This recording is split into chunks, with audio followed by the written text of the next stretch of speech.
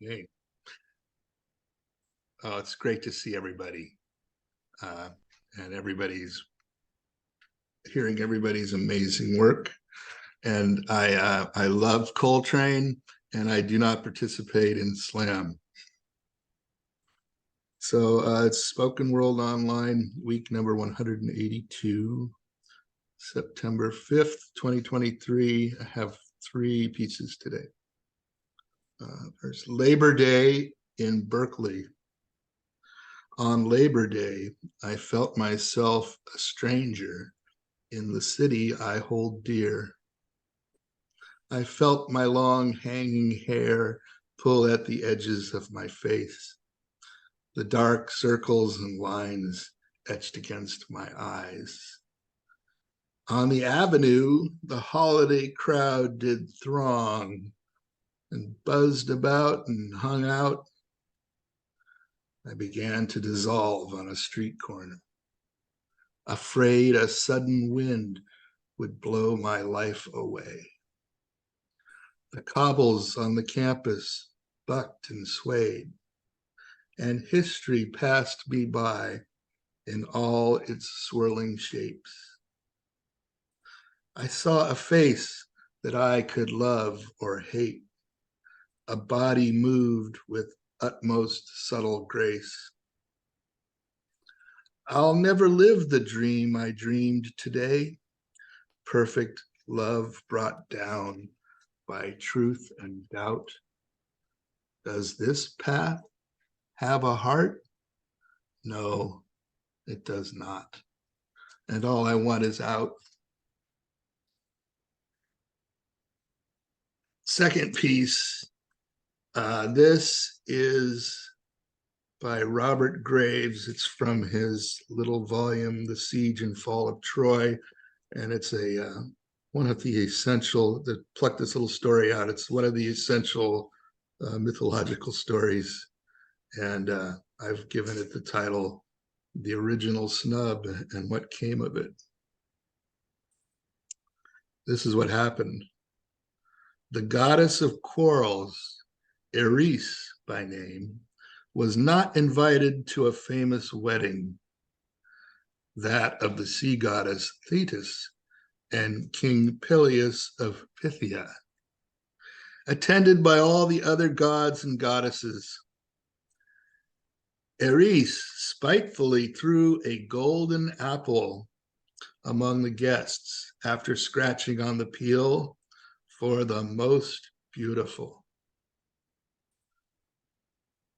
They would have handed the apple to Thetis as the bride, but were afraid of offending the three far more important goddesses present: Hera, Almighty Zeus's wife; Athena, his unmarried daughter, who was goddess not only of wisdom, but of battle; and his daughter-in-law, Aphrodite, goddess of love. Each of them thought herself the most beautiful, and they began quarreling about the apple, as Eris had intended. Zeus's one hope of domestic peace lay in ordering a beauty contest and choosing an honest judge. So Hermes, herald of the gods, flew down with the golden apple and a message for Paris from Zeus. These goddesses, he announced, will visit you here on Mount Ida, and Almighty Zeus's orders are that you shall award this apple to the most beautiful. They will all, of course, abide by your decision. Paris disliked the task, but could not avoid it. The goddesses arrived together, each in turn unveiling her beauty, and each in turn offering a bribe. Hera undertook to make Paris emperor of Asia. Athena undertook to make him the wisest man alive and victorious in all his battles. But Aphrodite sidled up, saying, "Darling Paris, I declare that you're the handsomest fellow I've seen for years. Why waste your time here among bulls and cows and stupid cattlemen? Why not move to some rich city and lead a more interesting life? You deserve to marry a woman almost as beautiful as myself.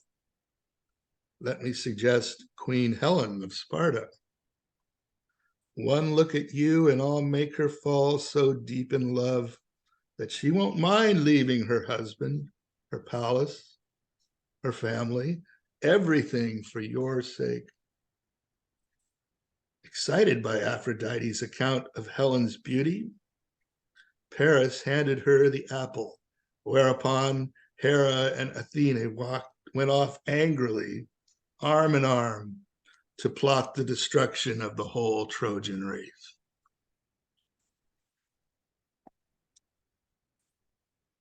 Okay, so to conclude, I want to just note that today, well, on this date, September 5th, 1992, my friend and mentor, Fritz Leiber, died. And that was a heavy time. And Fritz was very, very brilliant 20th century writer. And one time I was hanging out one evening with him and his wife, Margot Skinner, who was a poet as well. And Fritz at one point lifted a finger and with a sly look, he said, "I know how to get your poems published. Put them in your novels." And I'm thinking, that's well and good for you to say because you're Fritz, right? Anyways, Fritz Leiber, look up his any of his novels or short stories or poetry. And this is one poem that he actually did what he suggested, and he put it in this award-winning novel, The Wanderer, brilliant novel. And the poem is called Poor Little Ape. Poor little ape, you're sick again tonight. Has the shrill, fretful chatter fevered you? Was it a dream lion gave you such a fright? And did the serpent fear glide from the slough? You cough, you moan. I hear your small teeth grate. What are those words you mutter as you toss? War, torture, guilt, revenge, crime, murder, hate. I'll stroke your brow, poor little ape, your cross. Far wiser beasts under far older stars have had your sickness, seen their hopes denied, sought God, fought fate, pounded against the bars, and like you, little ape, they someday died. The bough swings in the wind, the night is deep. Look at the stars, poor little ape, and sleep. Thanks, everybody. All goes well. I'll join you next week on the show live from Paris.